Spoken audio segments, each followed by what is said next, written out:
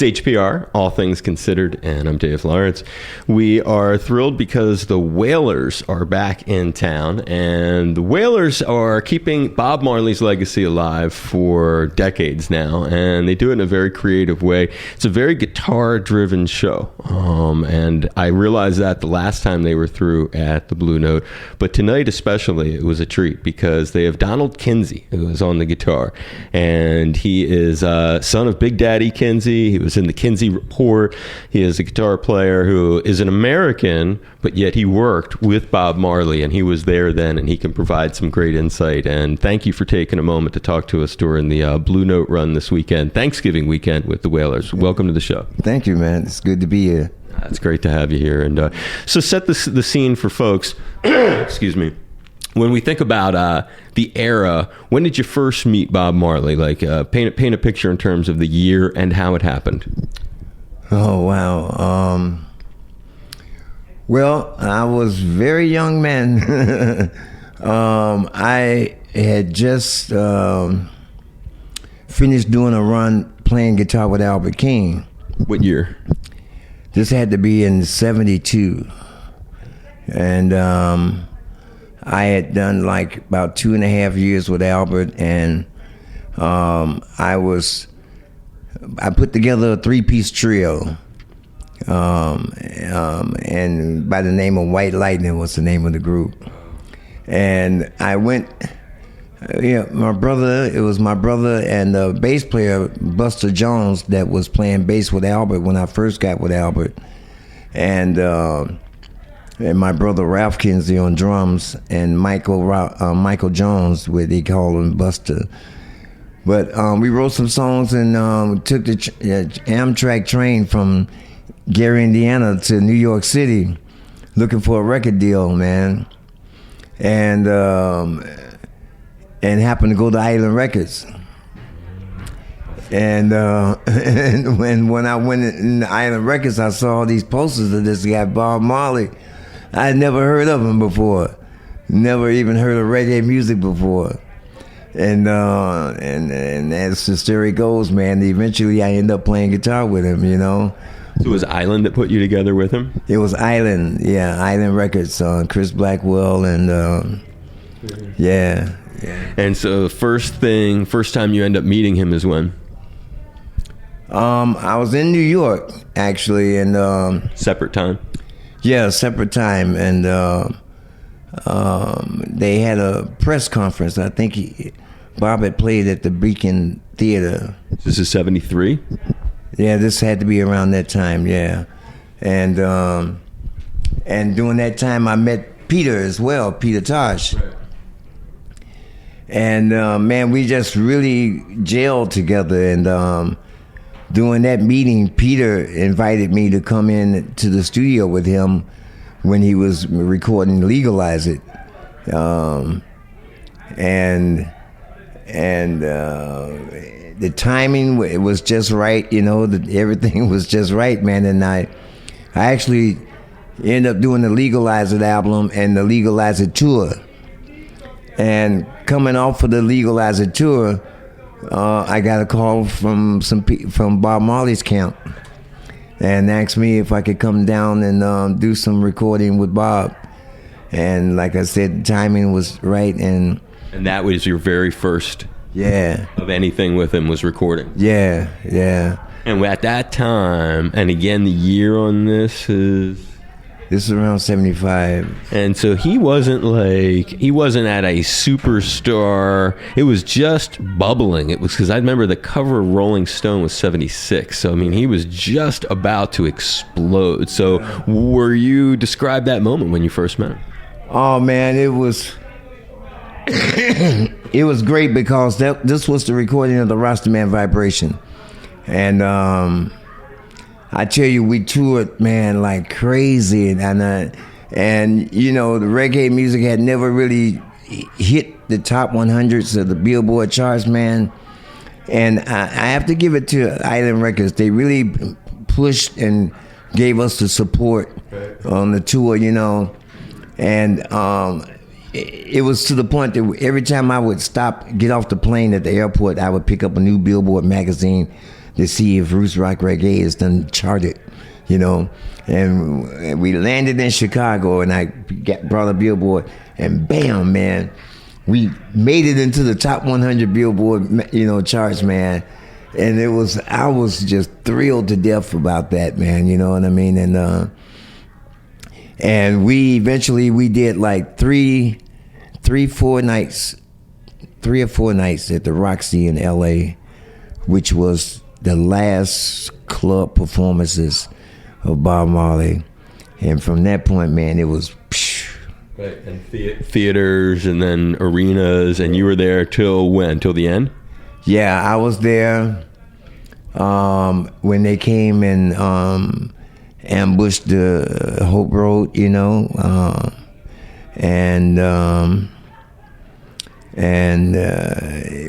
I didn't know what was going on with that, man. You know, you were there at the house when that attack happened. Yeah, and when he was injured. Yeah, I mean, I was there. I was, you know, him, myself, and Don Taylor would happen to be in the kitchen of the house when we heard the first shots.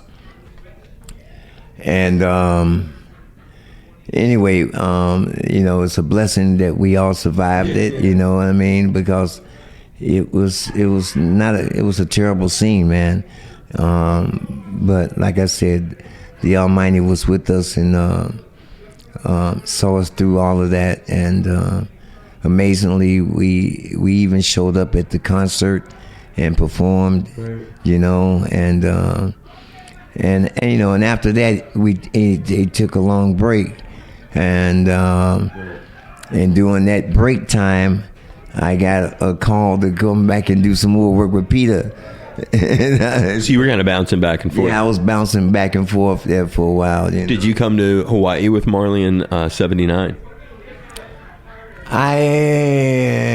Was it me in '70? I think so, because I came here.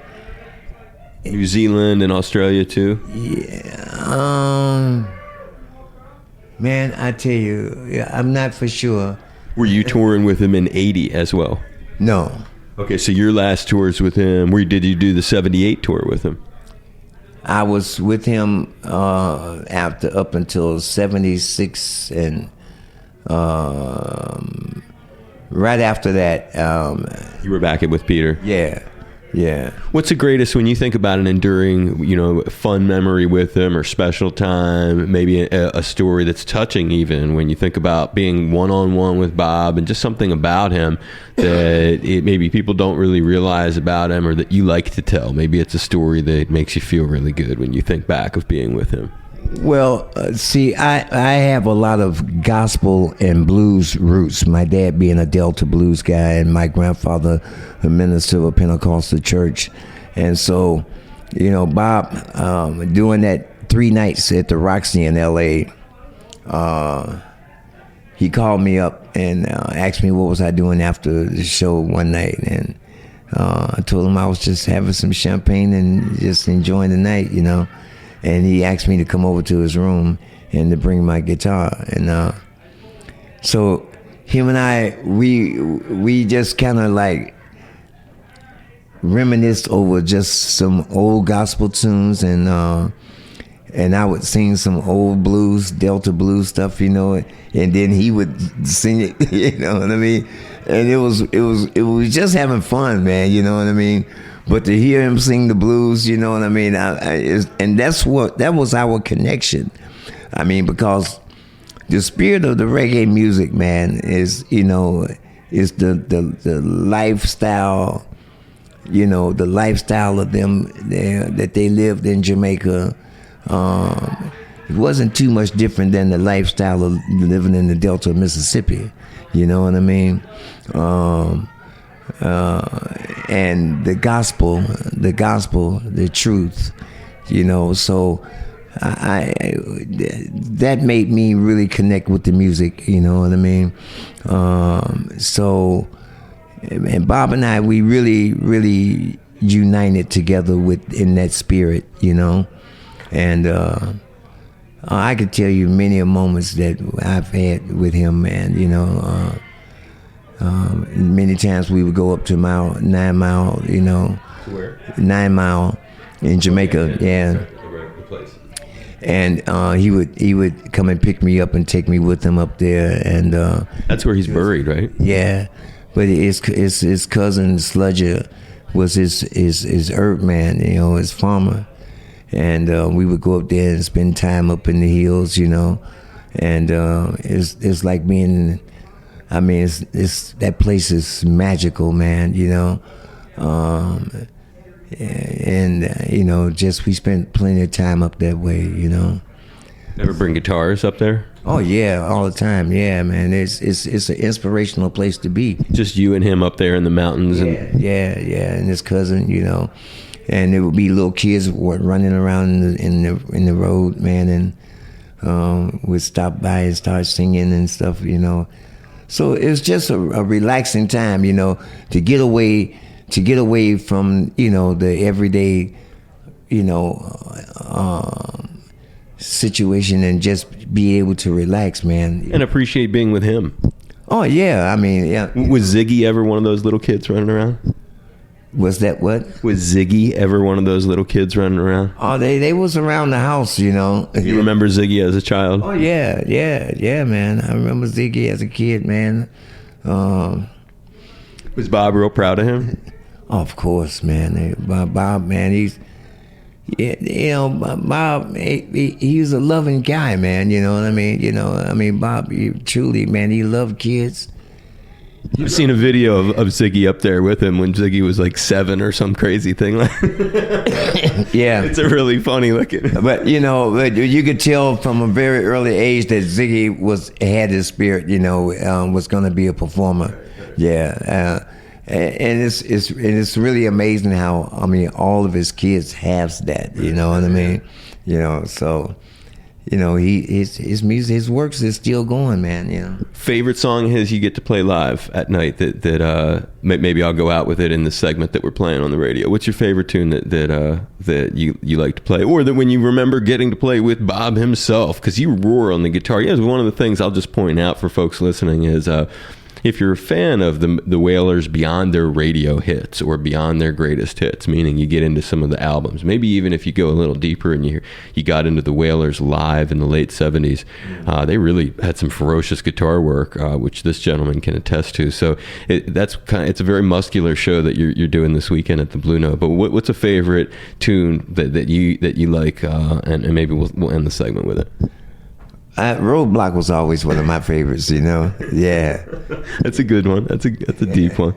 It's great to get to hear all these stories with you. And Donald Kinsey's been around the block and been there with the actual Wailers and with Peter Tosh on the Legalize It record of all things. Mm-hmm. And I hope you had fun getting to reminisce during this weekend that the Wailers are back at the Blue Note through Sunday. And you being on All Things Considered means a lot to me. Thank you for doing this. I really do appreciate it. Maximum respect, brother. Thanks, my brother. Give thanks, man. Maximum respect, my friends. It's Donald Kinsey from the Wailers, back for the pledge drive. And you know why? We need your help, man. Quality is not free. It was an honor to be here with our friend Dave Lawrence. So honor this station with a helping hand. And thank you, my brothers and sisters.